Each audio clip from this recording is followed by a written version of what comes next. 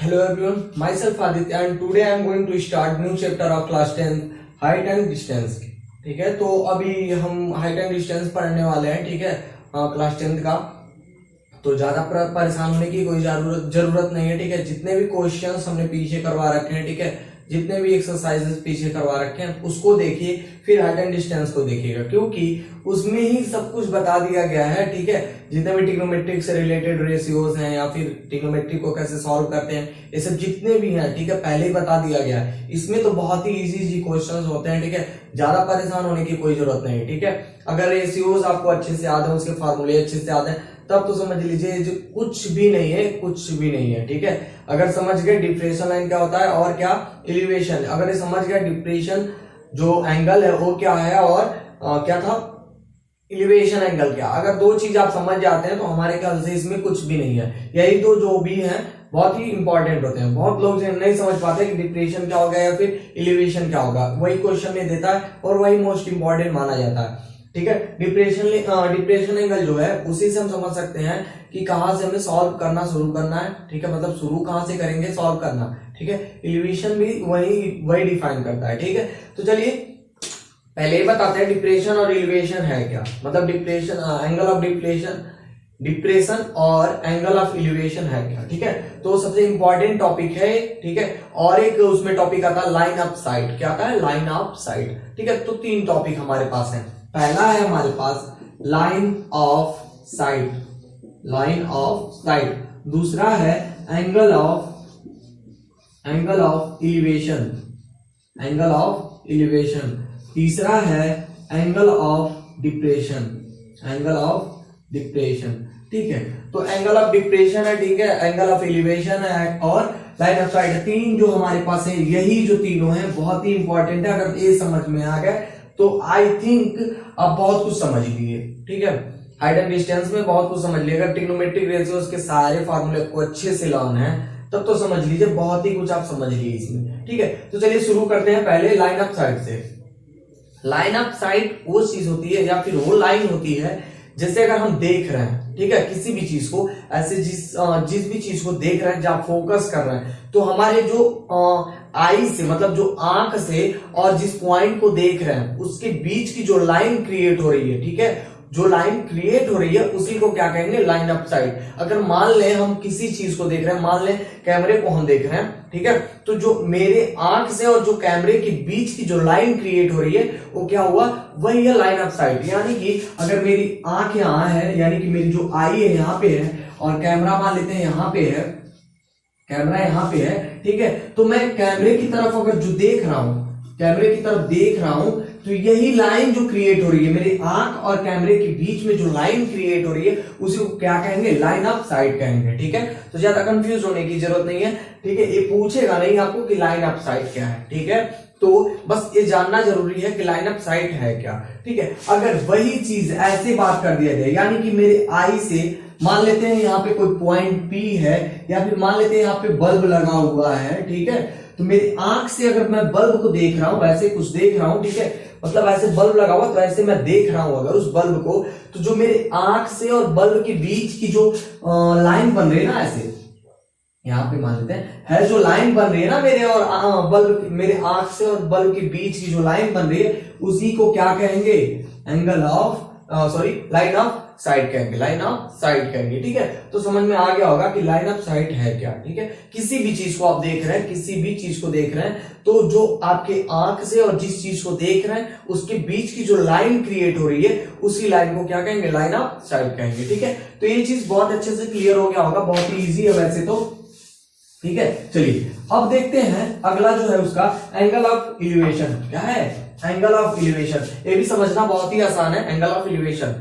ठीक है, angle of elevation जो है ये भी समझना बहुत ही आसान है आपको। ठीक है, तो देखिए एंगल ऑफ एलिवेशन क्या होता है। ठीक है, अगर मान लेते हैं मेरा ग्राउंड है, यानी कि मेरा अर्थ है, ठीक है, मैं जहां पे खड़ा हूं, अगर प्लेन सरफेस है कोई, ठीक है, यहां पे खड़ा हूं, यहां मैं खड़ा हूं और मान लेते हैं मेरे पास मतलब कुछ यहाँ पे है कोई, मान लेते हैं वही बल्ब ही है, मान लेते हैं फिर वही बल्ब है, यहाँ पे बल्ब लगा हुआ है, मैं यहाँ खड़ा हूं, ग्राउंड पे खड़ा हूं, ग्राउंड पे ना मतलब ग्राउंड पे ऐसे खड़ा हूं, मतलब लेट के नहीं खड़ा हूं, ग्राउंड पे मैं यहाँ खड़ा हूं, ऐसे ऐसे कुछ खड़ा हूं, ठीक है, ऐसे खड़ा हूं, ठीक है। तो ऐसे मैं यहाँ ग्राउंड पे खड़ा हूं तो देखूंगा, जब मैं यहां से देख रहा हूं तो ये जो मेरी लाइन ऑफ साइट बन रही है, लाइन ऑफ साइट बन रही है, लाइन ऑफ जो साइट बन रही है और जो ग्राउंड के बीच की जो एंगल बन रही है, एंगल जो बन रही है उसी को कहेंगे, क्या कहेंगे, एंगल ऑफ एलिवेशन। यानी कि मैं इधर से यहां देख रहा हूं, मतलब यहां से देख रहा हूं बल्ब की तरफ, यहां से बल्ब की तरफ देख रहा हूं, ठीक है।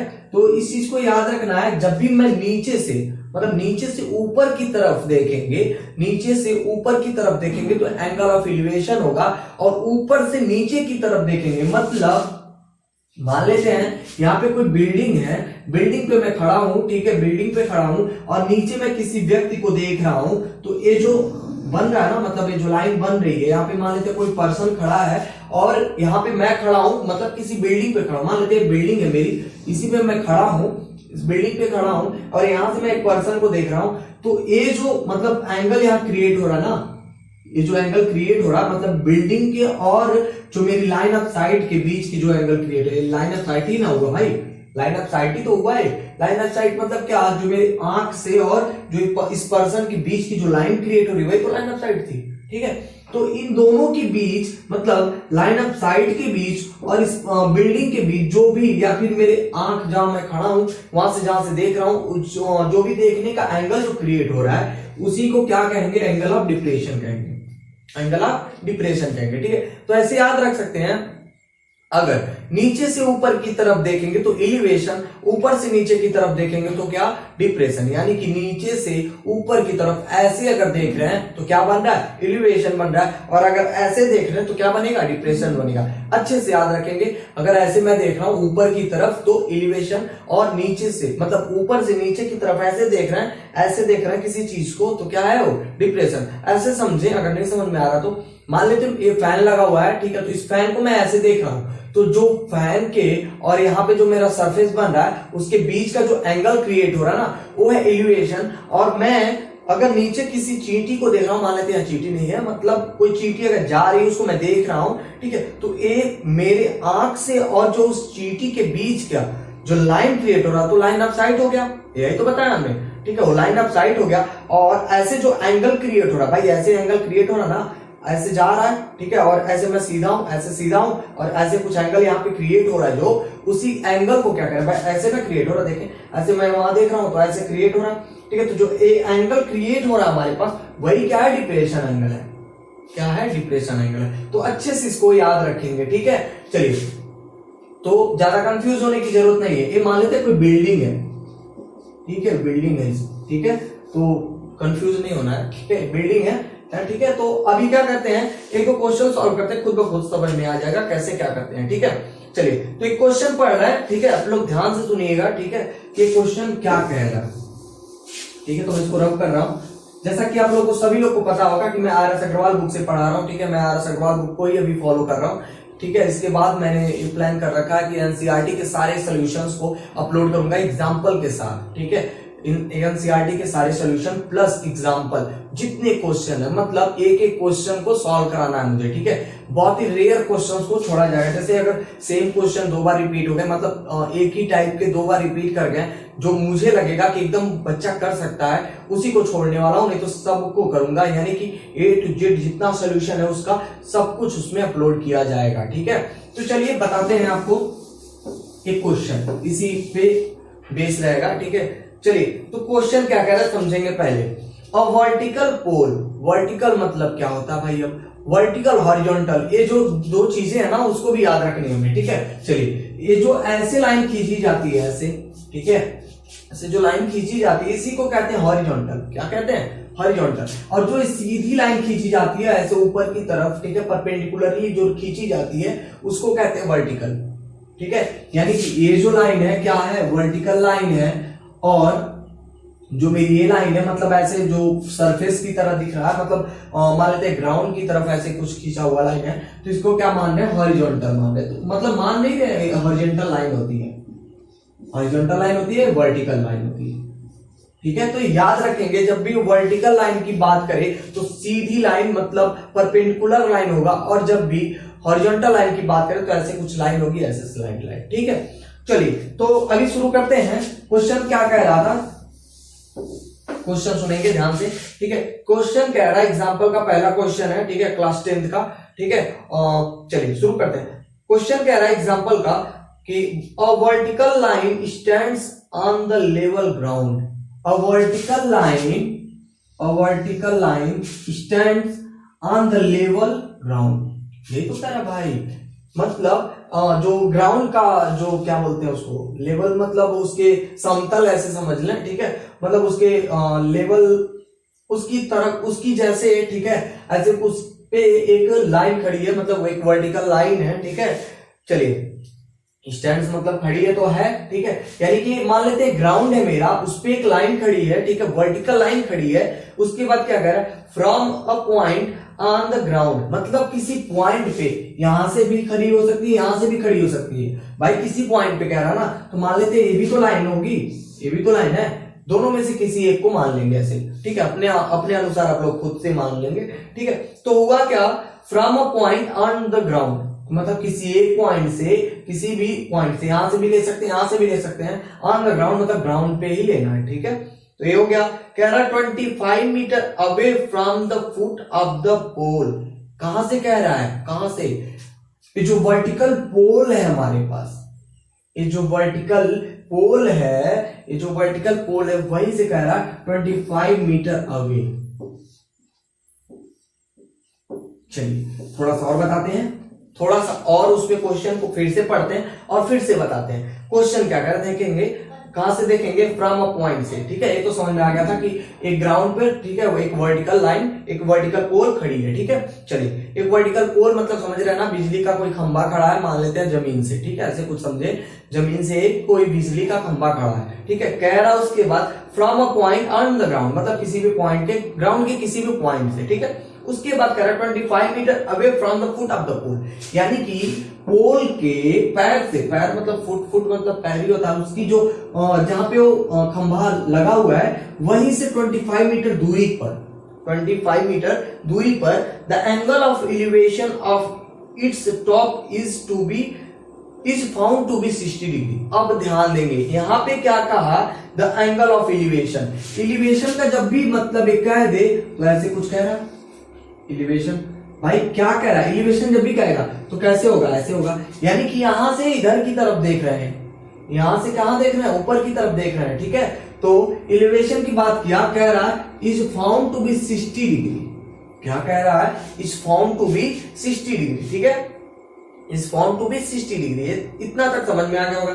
फिर कह रहा है find the height of the pole, क्या कह रहा है, हाइट ऑफ द पोल, यानी कि जो एक पोल है हमारे पास उसी की हाइट हमें फाइंड आउट करनी है, उसी की क्या करनी है, हाइट उसकी क्या करनी है, फाइंड आउट करनी है। तो सिंपल हो गया, देखेंगे तो यहां से हमारे पास ट्रायंगल मिला, और अगर पोल खड़ी है तो भाई 90 डिग्री पे ही खड़ी होगी, जाहिर सी बात है, ठीक है। उसको ऐसे तो मतलब टेढ़ा तिरछा करके खड़ा नहीं किए होंगे, ठीक है, एक सीधे लाइन पे ही खड़े किए होंगे, ठीक है। वैसे भी एक कह रहा शुरू में ही कहा, ध्यान नहीं दिए होंगे आप लोग, वर्टिकल पोल, क्या कह रहा, वर्टिकल पोल, वर्टिकल जब भी वर्टिकल की बात करें, जब भी वर्टिकल की बात करेगा यानी कि 90 डिग्री है, मतलब 90 डिग्री पर एकदम स्ट्रेट खड़ा है, ठीक है।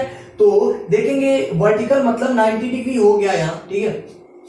मान लेते हैं हमारे पास एबीसी एक ट्रायंगल क्रिएट हो गया, ऐसे देखें तो क्वेश्चन के अनुसार, according to question we will create a triangle, ठीक है, we have created a triangle. तो यहां से देखें एंगल बी जो हमारा है वो 90 डिग्री हो गया, और एंगल सी जो, सॉरी एंगल ए है, एंगल ए जो हमारे पास है वो कितना हो गया, 60 डिग्री। तो 90 डिग्री वाले से तो ज्यादा कुछ मतलब नहीं है, बस देख रहे हैं कि 90 डिग्री है, यानी कि जो ये लाइन है बीसी वो परपेंडिकुलर हो गया, और जो ए बी है वो क्या हो गया, बेस हो गया। और देखें तो AC क्या हमारे पास हाइपोटेनस है, यही हमने ट्रिग्नोमेट्रिक रेशियोज में बहुत ही अच्छे से क्लियरली बताया है, ठीक है। तो अब हमें पता है फाइंड आउट क्या करना है, हमें देखें हाइट फाइंड आउट करना है, बेस हमें दिया हुआ है, हाइट मतलब क्या, परपेंडिकुलर फाइंड आउट करना है, क्या फाइंड आउट करना है, परपेंडिकुलर फाइंड आउट करना है, परपेंडिकुलर फाइंड आउट करना है, और बेस दिया हुआ है। अब हमें सोचना है ट्रिग्नोमेट्री के किस रेशियो में, किस रेशियो के फार्मूले में, ठीक है, परपेंडिकुलर और बेस इंक्लूड होता है, परपेंडिकुलर और बेस दोनों इंक्लूड होता है, ठीक है। तो जैसा कि हमें पता है tan में, tan, ठीक है। tan थीटा की अगर बात करें तो क्या होता है, परपेंडिकुलर अपॉन बेस, यही तो होता है, परपेंडिकुलर अपॉन बेस होता है ना। तो यहां से देखें tan theta is equal to perpendicular upon base, तो यहां देखेंगे अगर हम थीटा की वैल्यू 60 डिग्री है, थीटा की वैल्यू कितनी है भाई 60 डिग्री तो है, थीटा की वैल्यू कितनी है 60 डिग्री, ठीक है, इज इक्वल टू यहां से देखिए परपेंडिकुलर जो हमारा है, परपेंडिकुलर क्या है हमारे पास BC, BC हमारे पास क्या है BC, H तो है, H ही है ना, H मान रखे हैं हम पहले से ही कि यहां से यहां तक की डिस्टेंस जो हमारी है, यानी कि इस पोल की जो डिस्टेंस है, जो हाइट है वो H है, मान लिए हम लोग पहले शुरू में। तो हो गया tan 60 degree is equal to H। अब बेस की अगर बात करें तो 25 दिया हुआ है।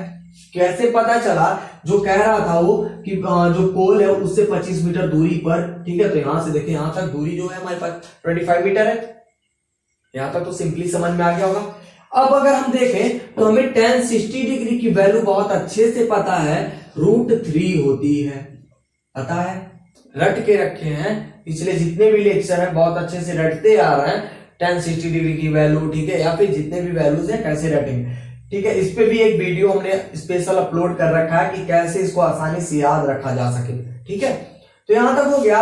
उसके बाद H/25, ठीक है। अब H इज इक्वल टू हमें अगर देखना है तो H को एक ही साइड छोड़ दें और इसको लेके आएंगे तो हो जाएगा 25 √3 इंटू √3 होगा, यानी कि 25 इंटू √3 होगा इज इक्वल टू H होगा। लेकिन हमें पता है कि अगर इन दोनों को ऐसे लिख दिया जाए तो ये क्या है, इसका मतलब ये दोनों आपस में मल्टीप्लाइड हैं, तो हमारे पास ये जो होगा यही आंसर है, यही तो फाइंड आउट करना था, जो वर्टिकल पोल था हमारा उसी की हाइट फाइंड आउट करनी थी, तो हो गया भाई, ठीक है। चलिए थोड़ा और आगे चलते हैं, ठीक है, एक क्वेश्चन और सॉल्व करते हैं, ठीक है। डिप्रेशन अगर मिल जाए तो उसी पे सॉल्व कर लेते हैं।